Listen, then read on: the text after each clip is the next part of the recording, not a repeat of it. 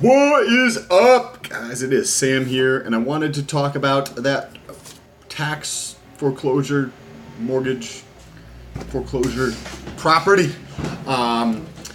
So if you have not watched any of the other videos, I'll give you a quick synopsis, and then we'll get into an update on that. Good news, moving forward. If you don't want to wait till the end of the video, it's moving forward, hopefully. So, I know a gentleman who's in his mid-80s who has a mortgage and a note with a lady. It was actually his brother who sold the property to this lady. So he's acting as the bank. Now, when the brother passed away, the gentleman that I know now has the mortgage and the note. And the lady knows that he passed away, so she stops paying. And not only does she stop paying for that, she stops paying for the taxes, and she stops paying water, she stops paying sewer, she stops paying utility bills. Yeah. I mean, I understand, like, people go through their shit, like, I get it, okay. Now, if you've been following along, I've been working on this property for a little while. So after digging through the registry of deeds, multiple phone calls on their website, there is, in essence, I think it's 4 liens on the property. The tax lien. The tax lien comprises taxes, sewer, water. So those 3 are all wrapped into one, and that is the tax lien. The next, there's the mortgage for the gentleman that I know, right? And then there's a neighboring city who had like a redevelopment for low income property that's due on sale, right? It's not like a lien that you have to pay back like monthly. It's just like if you sell the property, you have to pay it back. And lastly, there's about a $3,500 utility bill that was never paid. So the aggregate of all of those comes out to be at the low end of the range for comparables. So I initially offered to give her $10,000 to vacate the property, and then she could use that to do whatever she needs to do, right? And I gave her a few days to decide. I didn't want her to feel like she was under any pressure or wasn't doing something in her best interest, right? Because I wanted to help her out, but I also want to help the gentleman out. And she talked to some, in the city, they offer free legal services, right? And you get, I think, about 15 minutes with a lawyer. And from my experience, my ex is a lawyer, and they have things, and please somebody correct me down below if I'm incorrect on this, but they're the second or third year law school students do volunteering or pro bono work, as it's called in the industry, where they help out underprivileged people so that they can add that to their resume so that they can get a job type of thing. Kind of like an internship, right? And you get 15 minutes with the lawyer, and this lawyer recommended her not to sell the property. So now she's got all these liens against the property. She hasn't been doing anything, right? And I understand she's concerned and maybe doesn't know how to use the internet or something like that, but the lawyer, in my opinion, from my point of view, looks like that's not good advice whatsoever, because me, even though it might take some time to work through the process, I'm going to just give that $10,000 to a lawyer. And she's just SOL. So now to go through that process, you got to have all your ducks in line, right? So we've got a couple moving parts here. We have the original party who made the loan to this lady, right? That gentleman has passed away. So now it's recorded underneath his name. The gentleman I know is another party, right? Even though they're brothers. So then the mortgage has to get assigned. So there's an assignment of mortgage is what it's called. The mortgage gets assigned to another party. Say, think of it as like if you own a property, as Bank of America has the mortgage on your property, and then they sell it to some third-party servicing company, right, to change the look of their balance sheet, or they make it into a tranche and they sell it off to hedge funds or something, or large investors, insurance companies and things like that. So that's think of it. You can think of it like that, and then there's a separate piece between the individual. So that's why in the beginning part, you might have noticed that I said mortgage and note, because they're actually two separate things. You have, and this is all I'm learning as I go along this process. I've never done this before. But the mortgage is what's going to be recorded with the city, and the note is what's with the individual. So if you were to draw this out, right? So you have the individual, you have the city, and you have the bank. So this, I'm just going to draw a little. We've got my awesome crude rudimentary drawing here. We've got the city here, and that's where the mortgage gets filed. So that's what creates the lien on the property.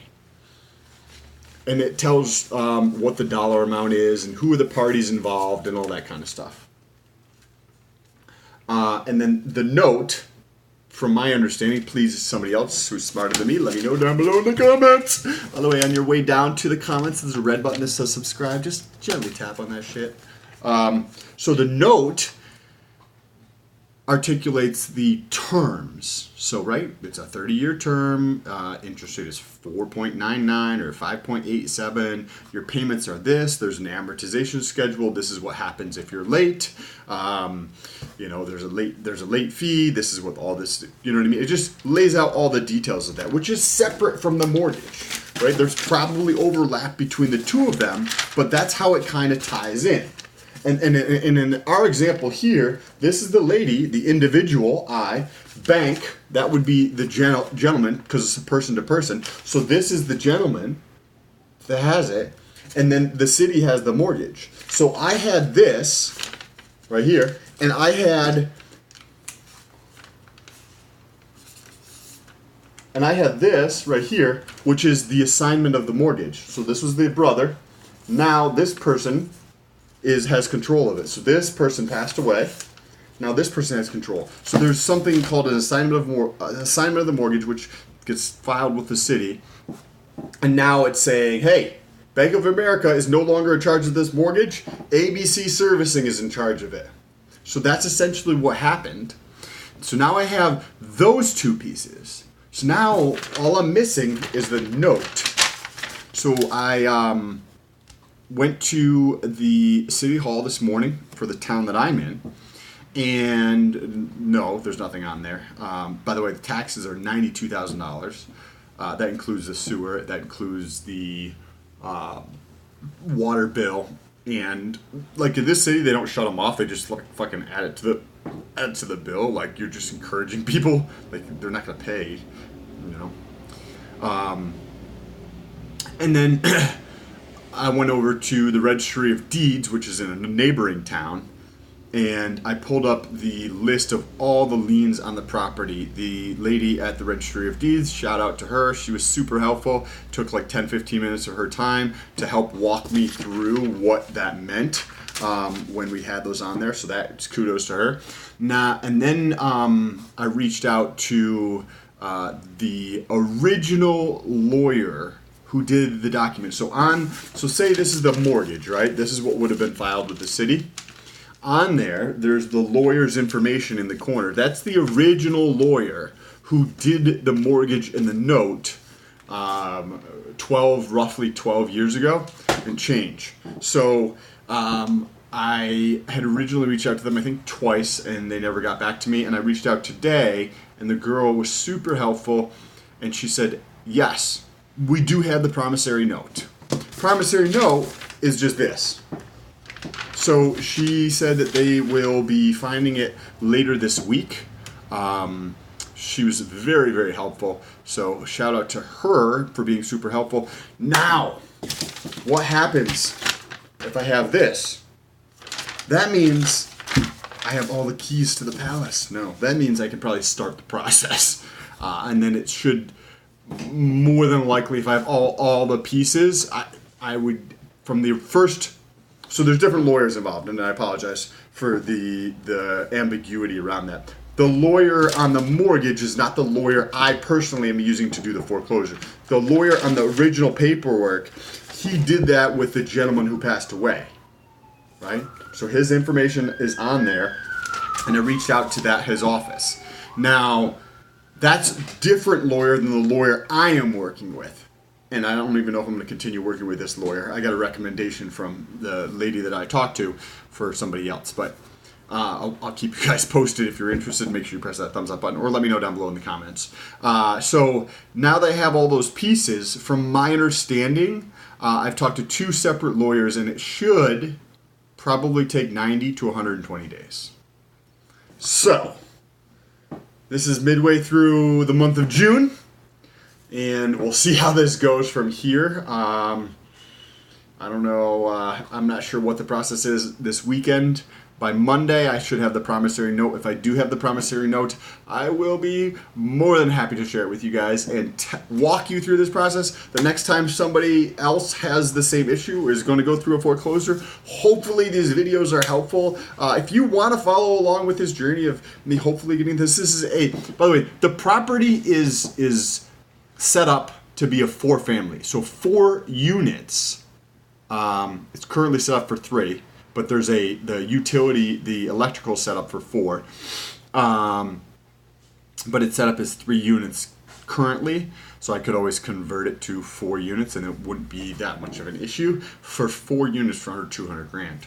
And if you want to see the actual deal structure, I made a couple of videos on that, so if you search on this channel, like I might walk away with $4,000, hypothetically. I will keep you guys posted as if I'm able to move through this process. So thank you for watching to the end. If you guys want to support the channel, if you have anything to purchase on Amazon, there's a link for Amazon in the description. It doesn't cost you anything. You don't need to buy anything you don't want to fucking buy. But like, if you have shit to buy on Amazon and you want to support the channel, there's an affiliate link in the description. You click on that link and you just purchase whatever the fuck you're going to purchase anyway.